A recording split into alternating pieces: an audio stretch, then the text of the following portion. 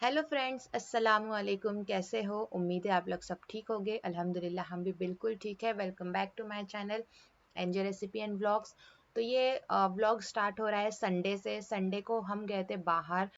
हम आए थे ऐसे ही घूमने फिरने के लिए मॉल, जो पुणे में एमनोरा मॉल है ना, उसमें। तो यहाँ पर हम लोग कुछ खाने के लिए ले रहे हैं। तो हसनैन को वफ़ल्स बहुत पसंद है, तो उसकी फरमाइश पे आज वफ़ल्स ले रहे। इससे पहले भी हम आए थे ना, तो यहाँ के वफ़ल्स हमको बहुत पसंद आए थे, तो फिर बस हम वफ़ल खाने के लिए इतनी दूर आए हैं।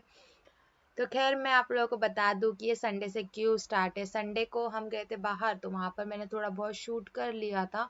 उसके बाद नेक्स्ट डे से ही मेरे को थोड़ा तबीयत ख़राब हो गई थी मेरी। फीवर था और कोल्ड हो गया था मुझे, इस वजह से उस बीच में 2 दिन मैंने कुछ शूट नहीं किया। और फिर थर्सडे को मुझे थोड़ा-सा अच्छा लगा, तो फिर मैं उठ गई और अपना जो भी डेली रूटीन था उसको बस स्टार्ट किया। और फिर आज मैं आप लोगों को वीडियो बनाकर अपलोड कर दूँगी आप लोगों के लिए। तो यहाँ पर देखिए सब लोग टूट पड़ गए हैं यहाँ पर वफ़ल्स के ऊपर।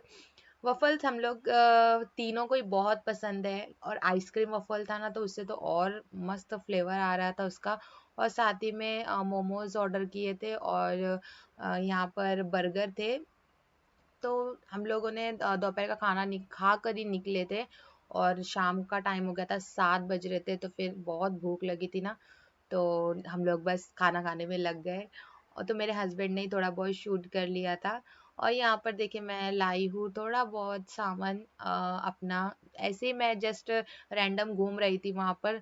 तो एक शॉप में गई तो मुझे ये पसंद आया, और वहाँ पर शॉप पर है ना, मैं वीडियो करना चाह रही थी, बट है ना मेरा वीडियो ऑन ही नहीं हो रहा था, पता नहीं फ़ोन को क्या हो गया था।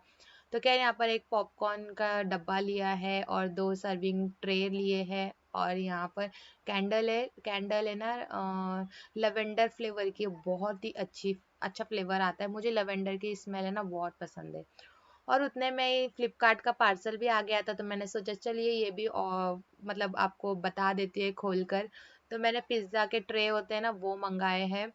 तो मेरे पास नहीं थे पिज़्ज़ा ट्रे, तो बस इसीलिए ऑर्डर किया था और मंगा दिया मैंने अपने लिए।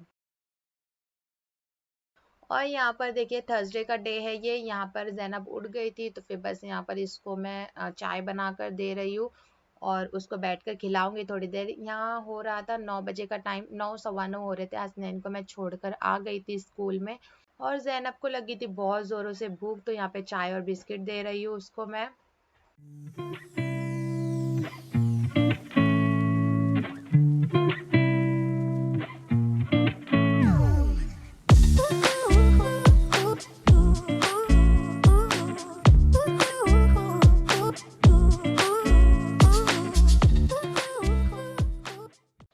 और ज़ैनब को नाश्ता करवा कर मैं आ जाती हूँ किचन में। 2 दिन से मैं गले के लिए इतना परेशान थी ना, तो मैं बस गरम गरम पानी पी रही थी। तो यहाँ पर देखिए हॉट पॉट में मैं पानी गरम करने के लिए रख रही हूँ। 2 दिन से ना मेरी आवाज़ तो बिल्कुल ही नहीं निकल रही थी, आज कुछ थोड़ी सी निकल रही है। तो बस मैं वॉइस ओवर करने के लिए बैठ गई। और उसके बाद मुझे ना थोड़ा ये गंदा लग रहा था, ऊपर का वॉशिंग मशीन का जो ऊपर का हिस्सा होता है ना वो। तो बस उसको भी क्लीन कर रही थी मैं। ऐसा ही मेरा ऐसा कुछ प्लान नहीं था, लेकिन मैंने सोचा चलो अभी क्लीन कर रही हूँ तो आप लोगों से भी शेयर कर लूँ। तो मैं ऐसे ही स्कॉच ब्राइट जो होता है उसको ले लेती हूँ, और बस घसना स्टार्ट करती हूँ।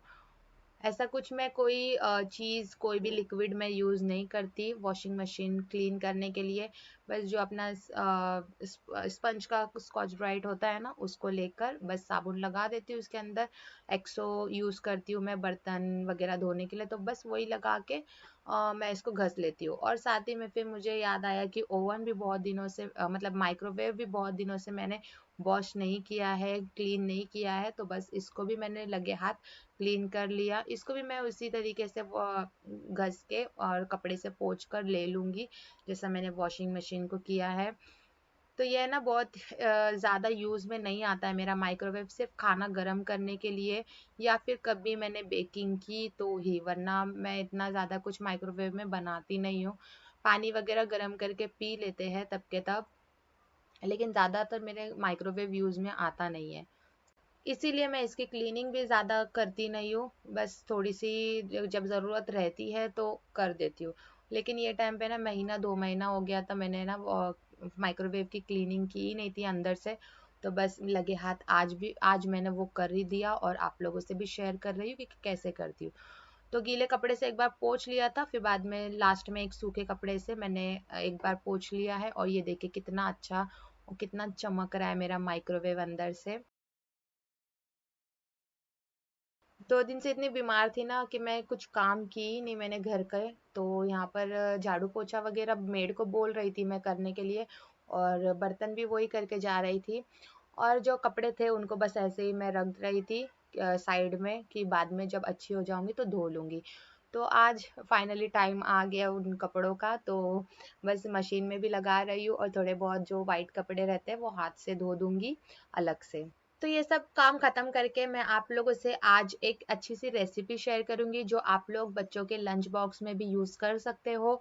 बच्चों को ये बहुत ही यूजफुल होती है, इसमें वेजिटेबल्स वगैरह बहुत सारी डलती है। तो मैं आज आप लोगों से शेयर कर रही हूँ वेज फिंगर्स केएफसी स्टाइल वाले। तो आप लोग ज़रूर इसको ट्राई करिएगा और अपने बच्चों को बना के खिलाइएगा। तो चलिए रेसिपी स्टार्ट करते हैं। तो यहाँ पे साइड ही में ना मैंने एग बॉईल करने के लिए रख दिया है, तो वो मैं एग करी बनाऊंगी, वो आप लोगों को नेक्स्ट व्लॉग में आपसे शेयर करूंगी वीडियो उसकी रेसिपी। तो यहाँ पर सबसे पहले पीस ले लिया है, ये भी फ्रोजन ले रही हूँ मैं, और स्वीट कॉर्न भी है तो वो भी फ्रोजन है, तो वो दोनों को ले लिया है मैंने यहाँ पर। और यहाँ 2 या 3 टेबल स्पून है ये दोनों भी चीज़ें। मैं ज़्यादा बल्क में नहीं बना रही क्योंकि मैं ज़्यादा फ्राइड चीज़ें बच्चों को देती नहीं हूँ, बस आप लोगों से लंच बॉक्स आइडियाज़ शेयर करना था मुझे, इसलिए मैं थोड़ी क्वांटिटी में ही बना रही हूँ, मेरे 2 से 3 बारी में ख़त्म हो जाए इसीलिए। और यहाँ पर मैंने कैरेट और कैप्सिकम को एकदम बारीक सा चॉप कर लिया है। और मैंने पोटैटोज को भी अच्छे से बॉईल कर लिया है, 5 से 6 पोटैटो ले लूंगी और उसको कद्दूकस करके अच्छे से रख लूंगी, और उसके बाद सारे वेजिटेबल्स जो है उसके अंदर डाल दूंगी मैं, जिसमें है कैप्सिकम, कैरेट और धनिया, हरा धनिया और पीस, स्वीट कॉर्न। और अगर इससे हटके भी आपके पास कोई और वेजिटेबल है तो आप लोग वो डाल सकते हो। अगर आप लोगों के बच्चे सब्जियां नहीं खाते ना, ये बेस्ट ऑप्शन है आपके पास कि बच्चों को है ना सब्जियां खिलाने का, ये एक अच्छा तरीका मिल गया है आप लोगों को। तो ऐसा ना कुछ भी पोटैटो के साथ है ना सारी सब्जियां डालकर है ना बच्चों को टिक्की बनाकर भी दे सकते हैं, ऐसे फिंगर्स बना के दे सकते हैं। तो खैर रेसिपी की तरफ आ जाते हैं। तो इसके अंदर हम डाल देंगे थोड़े कुछ मसाले। तो इसमें है red chilli powder ½ teaspoon, garam masala ½ teaspoon, धनिया powder ½ teaspoon, chaat masala ½ teaspoon, और चिली फ्लेक्स 1 टीस्पून। और डाल देंगे हम 3 to 4 टीस्पून ब्रेड क्रम्ब। तो इसको अच्छे से डालकर अच्छे से मिक्स कर लेंगे। आप लोग इसकी टिकिया बनाकर कॉर्नफ्लावर में डिप करके और जो ब्रेड क्रम्ब है उससे कोट करके ना बर्गर के अंदर भी डालकर दे सकते हैं, बच्चों को एक बर्गर बनाकर भी देख सकते हैं। इसका बहुत ही टेस्टी बन के रेडी होता है वो भी। अब हाथों पर ऑयल अप्लाई करके मैं ये सारे फिंगर्स बनाकर ले लूंगी। इसमें कच्ची सब्जियां मैंने इसलिए डाली हूँ ताकि थोड़ा सा ना क्रंच आए इसके अंदर खाने में, क्योंकि ना वो जब क्रंच आता है ना थोड़ा थोड़ा तो बहुत ही टेस्टी लगता है। अगर आपके बच्चे ऐसी कच्ची सब्जियां नहीं पसंद करते हैं ना, तो आप है ना थोड़ा सा पैन में ऑयल डालकर सारी सब्जियां डालकर थोड़ा सा नमक डाल के बचे उसको है ना 2 मिनट के लिए ऐसे ही फ्राई करें, और फिर बाद में वो सब्जियों को पोटैटो के अंदर मिक्स करें।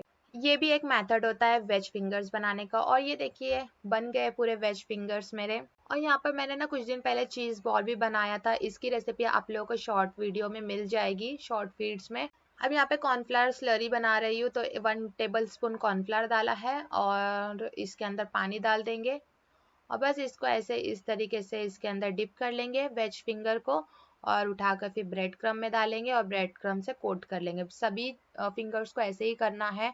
और वो जो टिक्की बनाई है ना मैंने, तो उसको आप लोग वेज कबाब के तौर पर सर्व कर सकते हैं ऐसा ही कोटिंग करके। तो मैंने इसकी कोटिंग एग से की थी, तो आप उसको स्किप कर सकते हैं। जैसे हम वेज फिंगर की कोटिंग कर रहे हैं ना, वैसे ही वेज टिक्की की भी कर सकते हैं। जैसे कि आप लोगों को पता है कि मेरे यहाँ ज्यादातर नॉन वेज ही पसंद करते हैं, इस वजह से फिर मैंने ना उसको अंडे से कोट करके टिक्की बना के फ्राई किया था मैंने। अब यहाँ पर वेज फिंगर्स के लिए ऑयल गरम करने रखेंगे, और वेज कबाब के लिए मैं पैन में ऑयल डालकर उसको भी गरम करने रख रही हूँ।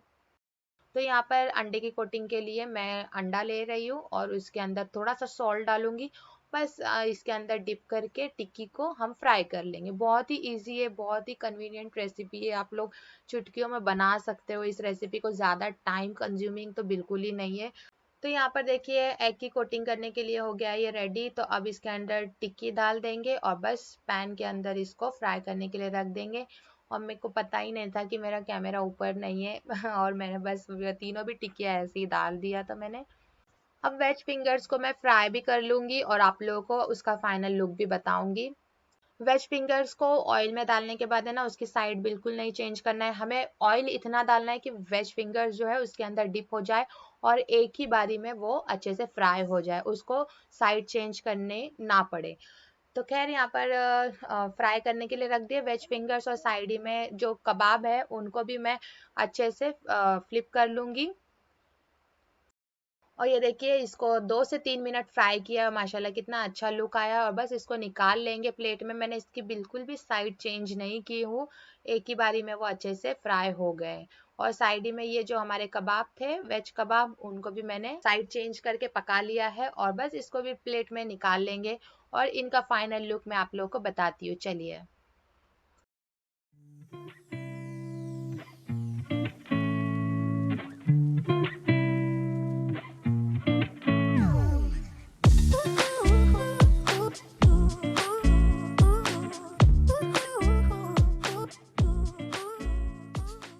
और ये देखिए मैं आप लोगों को इसको तोड़कर भी बता रही हूँ, माशाल्लाह से कितने अच्छे कलर्स इसके अंदर दिख रहे हैं। तो ये जितना दिखने में अच्छा है ना, उतना खाने में भी बहुत टेस्टी लगता है। आप लोग ज़रूर इसको ट्राई करिएगा। इसको मैंने सॉस के साथ सर्व किया था। और यहाँ पर वेज कबाब है, उनको भी मैं तोड़ रही हूँ। ये दोनों भी रेसिपी है ना बहुत ही टेस्टी होती है फ्रेंड्स, आप लोग ज़रूर ट्राई करिएगा और अपने बच्चों को बना के खिलाइए। फिर मुझे कमेंट में बताना कि आप लोगों को कैसी लगी रेसिपी। बाकी के जो वेज फिंगर है ना, वेज फिंगर उसको मैं डाल के रख दूंगी एयरटाइट कंटेनर में, डब्बे में डालकर फ्रीज़र कर लूंगी।